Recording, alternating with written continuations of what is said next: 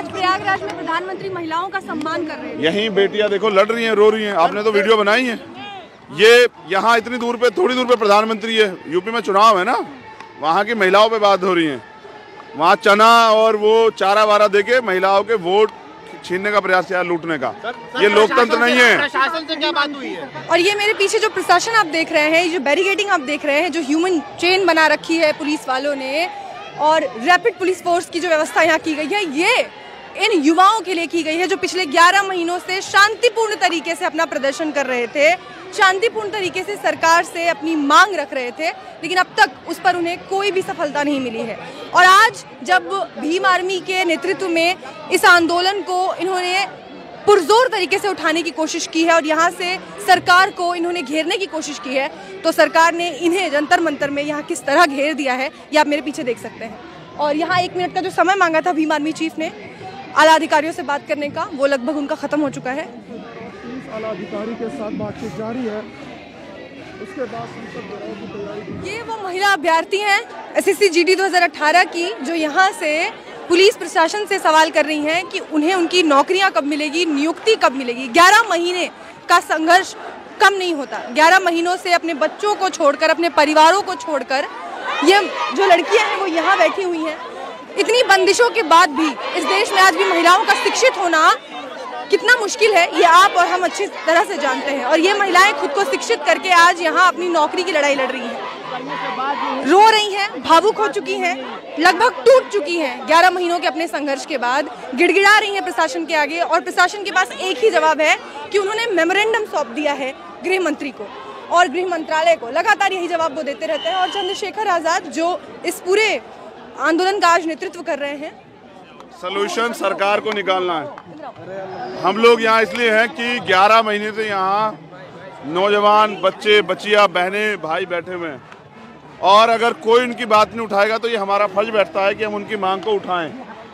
आज हम लोग उनकी मांग को उठाने के लिए यहाँ हैं, और जब तक उनकी मांग पे कोई ठोस काम नहीं होता हम लोग यहाँ से नहीं लेंगे। ये सरकार को सोचना पड़ेगा। नौजवानों को तोड़ के, जो नौजवान देश की रीढ़ है, उनको कमजोर करके, उनको बेरोजगार करके, उनको मजबूर करके ये सरकार किस तरह से जो है ना देश को ताकतवर बना सकती है। इतने लंबे अरसे से आप यहाँ पे बैठे हुए हैं, एक बार आप पहले भी आ चुके हैं, आखिर क्या वजह है कि सरकार आपकी मांग को मान नहीं रही है? सरकार युवा और महिला विरोधी, जैसे किसान मजदूर विरोधी, ऐसे महिला विरोधी भी है और युवा विरोधी भी है। क्योंकि युवा अगर रोजगार करेगा, आर्थिक रूप से मजबूत होगा, तो वो देखेगा कि देश में हो क्या रहा है। ये सरकार चाहती है कि चंद पूंजीपतियों का इस देश पे कब्जा हो जाए और वंचित वर्ग के लोग हैं, जो नौजवान हैं, महिलाएं हैं, वो सिस्टम से बाहर हो जाए, जिससे ये देश को आराम से बेच सकें। आज प्रयागराज में प्रधानमंत्री महिलाओं का सम्मान कर रहे हैं। यही बेटियां देखो लड़ रही हैं, रो रही हैं। आपने तो वीडियो बनाई है। ये यहाँ इतनी दूर पे, थोड़ी दूर पे प्रधानमंत्री है। यूपी में चुनाव है ना, वहाँ की महिलाओं पे बात हो रही है। वहाँ चना और वो चारा वारा देके महिलाओं के वोट छीनने का प्रयास किया, लूटने का। ये लोकतंत्र नहीं है। प्रशासन से क्या बात हुई है? प्रशासन से मैंने कहा है कि कहिए, ये राजतंत्र है। यहाँ शासक जो है झूठ बोल के राज करने की प्रक्रिया को आगे बढ़ाता, कहता 2 करोड़ रोजगार देंगे। कोई पूछने वाला है कहाँ है 2 करोड़ रोजगार? प्राइम मिनिस्टर जैसा आदमी झूठ बोलता है 15 लाख देंगे, कहाँ है? कहा कि इस देश की इकोनॉमी को देखो 5 ट्रिलियन बना देंगे, कहाँ है? माइनस में। अरे उनसे पूछो सब जाके प्रधानमंत्री से कि देश का रुपया, आप कहते थे कि अगर सरकार गलत हो तब जो है कमजोर होता है। आज 76 रुपए हो गए आपके राज्य में। महंगाई के वो हाल देखो क्या है। जब कच्चे तेल के दाम कम थे ना, तो भी यहाँ 100 रुपए पेट्रोल बिका है, डीजल 100 रुपए तक चला गया। ये ऐसी सरकार है। तो ये झूठी निकम्मी और युवा, मजदूर, किसान, महिला विरोधी सरकार को जनता सबक सिखाएगी 2022 में, जहाँ जहाँ चुनाव है। मोदी जी का एक नारा है, सबका साथ सबका विकास। ये नौजवान है, अब इनको ये भी वो हिंदुत्व का बड़ा नारा देते हैं। अब चेक आप एक आदमी से पूछ लो हिंदू कितने, मुसलमान कितने, आपको पता लग जाए। मोदी जी के नारों पे मत जाइए। अभी क्या करने वाले हैं? हमने बात की है प्रशासन से। प्रशासन से हमने कहा है, क्योंकि देना जो कुछ है वो गृह मंत्रालय को देना है। हम अगर गृह मंत्री होते तो इन सबको नियुक्ति लेटर दे दिए होते अभी, और इनको बिठा के बस में भिजवाते घर की, जाओ भाई अपने घर पहुंचो, जाके फिर अपना जो है परिवार से मिलकर नियुक्ति लेने जाना, ज्वाइन करना। लेकिन हम गृह मंत्री नहीं है ना प्राइम मिनिस्टर हैं। हम अभी लड़ सकते हैं, हम लड़ रहे हैं। गृह मंत्री को ज्ञापन पहले भी दे चुके हैं कई बार। हाँ, लेकिन उसका नतीजा अब मैं क्या कह रहा हूँ, अब वो जो भी ज्ञापन देना पड़ेगा गृह मंत्री को देना पड़ेगा। अब हम श्रीलंका के गृह मंत्री को तो ज्ञापन नहीं देंगे, ना ही देंगे। अमेरिका गृह मंत्री को नौकरी दो, हम भारत के रहने वाले, भारत के गृह मंत्री से बात करनी है तो ज्ञापन भी इसलिए दे रहे हैं कि प्रक्रिया आगे बढ़े। जैसे किसानों की बातचीत हुई, सुनिए किसानों का हल कैसे निकला कि उनकी 12-13 राउंड में बातचीत हुई। हम ये चाहते हैं कि इनकी मांगों पे बातचीत हो और इनका हल निकले। सर ये इतने लंबे समय से चल रहा है, क्या लगता है इस प्रदर्शन का कुछ असर यूपी चुनाव पे पड़ेगा? बिल्कुल पड़ेगा। नौजवान जब तय कर ले और समझ जाए कि वोट की वैल्यू क्या है, फिर देखो फर्क पड़ता है। सर मोदी जी तो कह रहे हैं कि यूपी में फिर बाबा जी आ रहे हैं। अब मोदी जी तो पता नहीं क्या क्या कह रहे थे, वो तो बंगाल में भी कह रहे थे आ रहे हैं। उपयोगी बता रहे हैं योगी जी को। नालायक है, उपयोगी नहीं, दुरुपयोगी। सत्ता का दुरुपयोग करके सत्ता में बने रहना चाहते हैं, उन्हें मतलब नहीं है किसी से। संसद का घेराव करेंगे। जनता के हित का कौन सा काम हो रहा है बताइए ना। महिला सुरक्षित है क्या? जिन महिलाओं से संवाद कर रहे हैं 4.5 साल में तो याद नहीं आई। मैं समझ रहा हूं कि यूपी चुनाव की वजह से सरकार ने किसान कानून वापस लिए हैं और अब SSC GD के बच्चों को भी अधिकार देने पड़ेंगे। हम इसको वोट से जोड़ने का काम करेंगे इस आंदोलन को। हम जहाँ भी आंदोलन होता है, आंदोलन वापस लिया है वो चुनाव की रणनीति। हाँ बिल्कुल, मुझे क्या सबको पता है। ये अब अगर आप वापस इनको आधार बना के आप इनको भी हाँ, हम इनसे कहेंगे अगर आज आपकी मांग ना मानी जाए तो जहाँ बीजेपी की रैली हो वहीं चले जाओ आप लोग, अपने बैनर पोस्टर लेकर। प्रधानमंत्री जो आए, गृह मंत्री आए, मुख्यमंत्री आए, कहो कि रोजगार कहाँ जाए, 69,000 शिक्षक भर्ती वाले किए हैं। ये सरकार सुनती नहीं है। प्रधानमंत्री वहीं हैं और वहीं 69,000 शिक्षक भर्ती के बच्चे हॉस्पिटलों में भर्ती हो गए हैं भूख हड़ताल से। सुनती नहीं, सुनाना पड़ता है। कैसे सुनेगी? जनता लड़ेगी, क्या करे जनता? अब हथियार तो उठाने से रही, ये तो लोकतंत्र है ना, तो आप विरोध करेगी।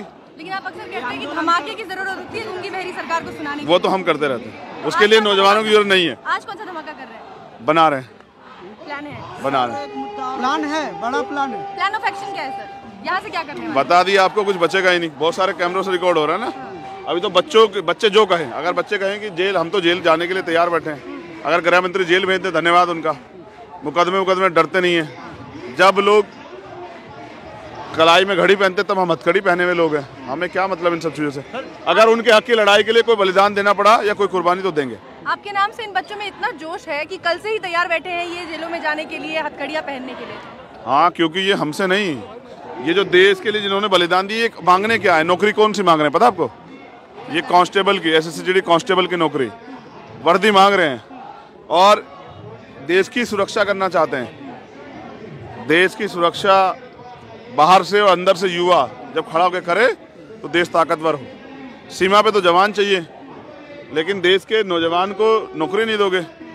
अभी तो वैसे भी जरूरत है, इतने जवान शहीद हुए हैं तो नौकरी की ज़्यादा जरूरत है। सरकार ने तो कहा संसद में कि 2 लाख पद है हम पे, तो दे दो। ये तो 54,000 है सिर्फ, आपके और बाकी पद बच जाएं। ये तो फिट हैं, मेडिकल तक हुआ हुआ इनका, इनके लिए कोई दोबारा टेस्ट थोड़ा ही कराना है। आप पे नौकरी है तो दे दो, या बताओ कि आप झूठ बोल रहे थे। सर ये बच्चे 11 महीने से यहाँ पे प्रदर्शन कर रहे हैं। दिल्ली में बहुत सारी पार्टियों के मुख्यालय हैं, आम आदमी पार्टी यहाँ है, कांग्रेस है, राहुल गांधी यही बगल में रहते हैं, प्रियंका गांधी भी यही रहती है, कोई भी इनसे मिलने नहीं आया। आप आए हैं यूपी से, तो क्या अब नहीं, हम यूपी से नहीं आए, हम तो यहीं दिल्ली पे घुटना टेक लिए। हमारे महापुरुष बाबा साहब अम्बेडकर, काशीराम का इसी दिल्ली पे कब्जा करना है। हम यहीं, आज तो दिल्ली की टीम बुलाई है, यूपी की टीम बुला देते तो जंतर मंतर चौक हो जाए। हम तो पहले साबित कर चुके ना हमें कितना दम है। चाहे वो 21 मई 2017 हो, चाहे वो 21 अगस्त हो जब रविदास मंदिर का गुरुघर टूटा, चाहे वो 21 अगस्त जमा मस्जिद हो, 21 दिसंबर, आज भी वही हम जेल गए थे आज से 2 साल पहले। उसका क्या होगा? NRC कहाँ गृह मंत्री कह रहे थे लागू करेंगे, क्यों नहीं हुआ? सरकार जानती है जब जनता खड़े हो जाए ना, तो जैसे किसानों का हल निकले उनका भी हल निकल जाए। पिछली बार कोरोना को हथियार बना दिया। चंद्रशेखर आजाद अब युवाओं के साथ अंतिम सांस तक है। जो ये कहें जेल चलो तो तैयार है, कपड़े उपड़े लेके आए, गाड़ी में रखे। कहाँ तक युवाओं के साथ रहेंगे आप? गर्म कपड़े भी लाए, वहाँ जरूरत पड़ती है जेल में। चंद्रशेखर जी कहाँ तक ये लड़ाई लड़ेंगे आप? जब तक जीत ना जाए। धन्यवाद।